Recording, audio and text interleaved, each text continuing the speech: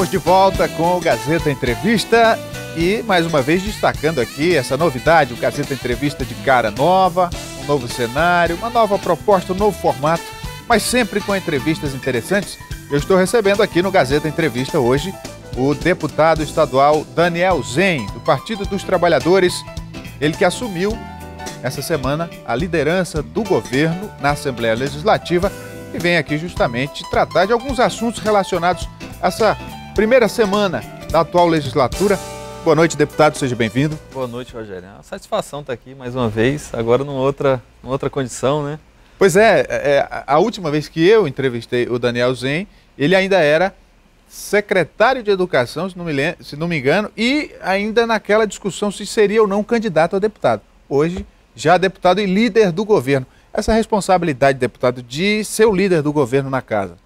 É uma responsabilidade grande, né, Rogério? Acho que nosso governo é um governo de 4 mandatos, de 16 anos, que tem realizado muito, que tem grandes feitos a serem celebrados, comemorados e um sem número de metas a serem atingidas nesse próximo ciclo de 4 anos, nesse segundo mandato do nosso governador Tião Viana, 5º mandato consecutivo da Frente Popular. Para você ter uma ideia, só o Acre e o Estado de São Paulo, aqui com o Partido dos Trabalhadores de São Paulo com o PSDB, que tem uma história semelhante de 5 mandatos consecutivos. Então não é qualquer coisa e obviamente que tem muito para ser dito na defesa desse nosso governo e muito para ser realizado também. Essa semana alguns assuntos já foram destaque na Assembleia Legislativa e são demandas que caem justamente no colo do líder, que tem essa interlocução direta com o governo. Por exemplo, hoje, a questão dos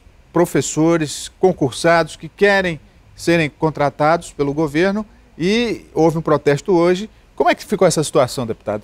Olha, o concurso, eu até tive a oportunidade de me manifestar no plenário, né, a respeito hoje, na sessão de hoje, a respeito da questão do concurso. Estão havendo sucessivas chamadas do concurso, desde a sua realização, desde a sua homologação. É um concurso que tem um prazo de validade de 2 anos, prorrogável por mais 2 anos, portanto 4 anos no total do prazo de validade. Já foram chamados muitos candidatos, todas as vagas de preenchimento imediato foram chamadas, as vagas de cadastro de reserva praticamente todas já foram convocadas, e em algumas áreas, como pedagogia, por exemplo, já inclusive ultrapassou o limite de vagas em cadastro de reserva, que é quando o Estado já não tem mais a obrigação de convocar, e convoca quando surgem vagas novas, vagas reais, no decorrer do período de validade do concurso. E o que são vagas reais? São aquelas vagas decorrentes de criação de novas unidades de ensino, de novas escolas, aposentadoria, óbito, né, de servidores. O que não são vagas reais? Quando um professor, um profissional do quadro efetivo se afasta para exercer, por exemplo, a função de diretor de escola, coordenador de ensino, coordenador pedagógico, coordenador de núcleo da Secretaria de Educação no interior, essas pessoas elas se afastam por um período transitório. E quando elas deixam de exercer aquela função que também é temporária, elas devem voltar para o seu posto anterior. Então não se pode substituir um professor efetivo que está afastado temporariamente por um outro professor efetivo. Então às vezes há um pouco de desentendimento nessa questão, porque o profissional que está ali observando os editais diz, mas por que está fazendo processo seletivo para professor temporário? Se tem o cadastro de reserva ou se tem aprovados no concurso efetivo. Ocorre que o processo seletivo para o professor temporário é para preencher vagas de natureza igualmente temporária, justamente desses profissionais que estão ou de licença maternidade, ou de licença prêmio, ou de laudo médico temporário, ou afastado sem ônus para interesse particular, ou afastado para estudo fora do Estado, ou exercendo funções que são as outras funções de magistério, né, direção, coordenação e etc. E são milhares de professores, Rogério, todos os anos, nessas condições. Outra questão também, essa semana teve essa polêmica em torno dos agentes penitenciários. E aí eles iniciaram uma greve. Hoje, a Polícia Civil, né, parte dos servidores também foram à Assembleia, querendo audiência com o líder do governo. Essas demandas, deputado, em que pé estão? Olha, em ambos os casos, a Assembleia, as comissões permanentes da Assembleia ainda não foram formadas, né? Há um prazo regimental de 15 dias após a posse, a primeira sessão, para que elas se formem. Nesse momento, a Assembleia, inclusive, está discutindo, né, a composição, a formação das comissões segundo o regimento interno, a regra de proporcionalidade.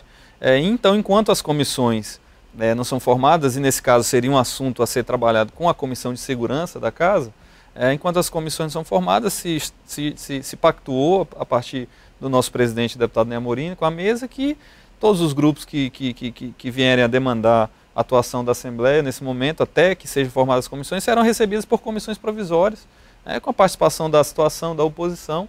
Então, tanto no caso dos agentes penitenciários, como no caso dos policiais civis, que nos procuraram para apresentar demandas, situações específicas, reivindicações, foram por nós recebidos, e os encaminhamentos estão sendo dados, no sentido de mediar, de agendar aquilo, as conversas que são necessárias com o governo, de levar o esclarecimento que se está buscando, de dar as respostas que essas categorias, que esses grupos de interesse, todos aqueles que procurarem a Assembleia vão ter esse mesmo tratamento. A casa é a casa do povo, nós receberemos a todos sempre com muita satisfação, com muito carinho, com muita atenção, e atuaremos naquilo que for dentro das nossas atribuições, dentro das nossas responsabilidades. Hoje o senhor anunciou na tribuna da Assembleia uma notícia que interessa aqueles servidores terceirizados do governo.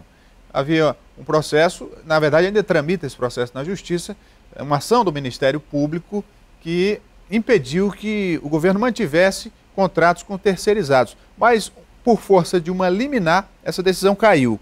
E aí, como é que ficou a situação? O governo continua recorrendo, os contratos serão reativados? Exato, acho que foi uma vitória ainda não definitiva, mas uma vitória importante, da Procuradoria-Geral do Estado, que atuou na defesa dos interesses do Estado e, sobretudo, na defesa dos interesses, eu não digo individuais, mas os interesses coletivos, naquilo que realmente é a responsabilidade da Procuradoria do Estado, mas que atinge diretamente também os interesses de mais de 2.000 famílias, que é mais ou menos o montante, a quantidade de servidores, de colaboradores terceirizados que desempenham aquelas funções que não são da atividade fim do poder público, e que são trabalhos essenciais ao bom funcionamento de qualquer órgão público, na área de vigilância, na área de limpeza, em serviços mais específicos, a depender de cada órgão onde eles acontecem. E havia essa ação do Ministério Público do Trabalho, que tem um determinado entendimento, que deve ser respeitado, mas o Estado tinha um entendimento diferente e foi na defesa, judicialmente, com as ferramentas que são disponibilizadas, fazer a defesa do entendimento do Estado e do governo, e teve êxito. Tivemos uma decisão favorável à manutenção das contratações, e celebramos muito. A empolgação foi tanta que, quando a informação chegou, até gerou uma certa confusão se a decisão se referia aos terceirizados ou se referia ao caso dos 11.000 servidores. Do caso lá do STF. Exatamente, do STF. Então, ali naquele primeiro momento, até a gente, ficou a empolgação, a alegria foi tão grande com a decisão que houve uma certa confusão no primeiro momento, mas depois a informação mais precisa chegou, e a gente pôde realmente também celebrar essa importante decisão. Deputado, agora com relação ao papel político do líder nessa interlocução com o Executivo, mas também na coordenação da base do governo, e aí eu tenho visitado a Assembleia todos os dias, acompanhado as sessões, e dá para ver que ainda tem alguns novos deputados se encontrando ali. Então, essa questão das votações, dos debates, como é que está o seu diálogo com esses novos deputados? Olha, é um diálogo muito fluente. Eu tenho feito conversas, nós pactuamos uma rotina de reuniões semanais, estamos na primeira semana dos trabalhos, já nos reunimos algumas vezes, até porque são os primeiros dias, então demanda realmente uma quantidade de conversas, de tratativas mais frequente, mas já temos uma pactuação com todos os membros da bancada, de que nos reuniremos com muita frequência, semanalmente. E tenho feito conversas individuais também com todos os membros, para atualizar, para socializar as informações, para deixar a base muito bem municiada, muito bem munida de todos os dados que são necessários, para se posicionar da forma mais adequada possível. Eu sempre tenho dito, não estamos ali para fazer uma defesa intransigente do governo, e sim uma defesa inteligente. Não nos custa, em momento algum, quando nos deparamos com algum problema, de apresentar aquela questão com a maior naturalidade possível. Estamos ali para dizer que problemas não existem ou que falhas não existem. Não, ao contrário.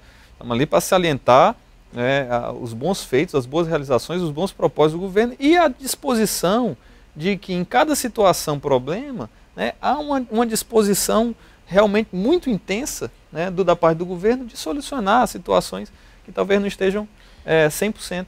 O senhor falou no início.